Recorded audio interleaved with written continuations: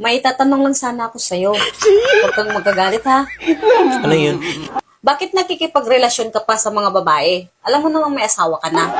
Ay nako, huwag mo nang pansinin yun. Hindi ako nakikipagrelasyon sa kanila. Naikiusap lang naman sila kasi wala pa daw silang boyfriend.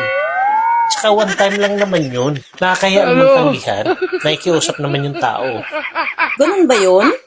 Oo, ganun yun. Ano ka ba? Naikiusap naman sila ng maayos. Oh, mahal, ba't ngayon ka lang umuwi? Late ng 3 oras yung uwi mo ah. Ano nangyari? Oo mahal. Nakikiusap kasi katrabaho ko. Niyaya niya ako sa Sogo. 3 oras lang naman yun.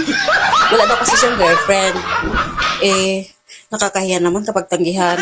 Diba? Yun yung sabi mo.